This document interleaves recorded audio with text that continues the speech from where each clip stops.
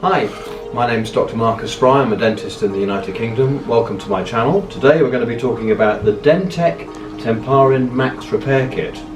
We're going to have a look at what it is, how it works and how you can use it. We're going to look today at some temporary filling material or temporary repair material because I really feel for my patients when something goes wrong and they can't immediately come and see me. So although I'm not saying that you should do your own dentistry, I think it's a good idea to have some kind of backup plan for if something goes wrong. And this product here is available in the United Kingdom in Boots, and it's also available in the United States at Dollar Tree, CVS and Walgreens. And it might be an idea to have a pack of it if you go away on holiday, or if you are unable to attend the dentist for some reason, then it might be your saviour. So let's have a look and see how it works. So to open the packet, you just split off the cardboard at the back here, because you might want to keep the instructions on the reverse. Okay, but basically what you get is a little instrument, which I'll just put there, and then you get a pack of this material, which is like a little paste. If we pop this out, you can have a look and see it.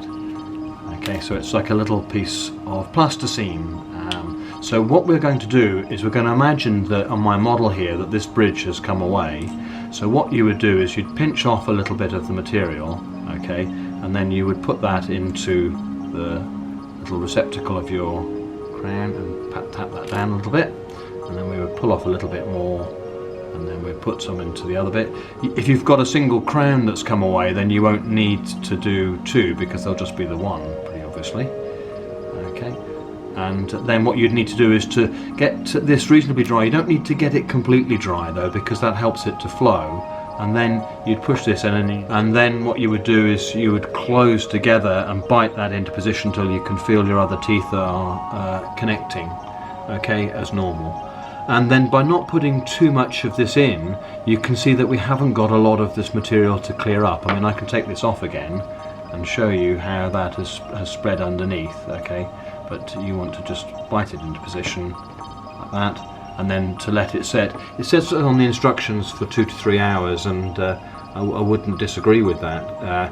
But at some time in the near future, we're going to need to go and see a dentist to have that properly re-cemented, and at that stage it would be helpful to tell the dentist what you've done, because this material contains an ingredient which can interfere with the newer bonding cements that we use nowadays. And that's perfectly okay as long as the dentist knows that you've used this particular material.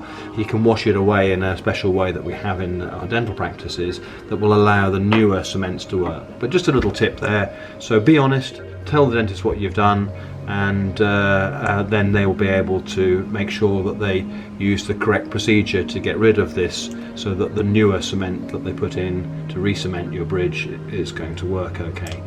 Now the next thing is, this model is a little oversized here, but you can imagine if one of your fillings came out, then what you can do is you can use a small amount of this. I'm just going to use this little hole here, and you can put a little bit on the top of your tooth, and then with the instrument you can smear it down into position, and you can do a little filling for yourself there, which maybe would stop it from hurting.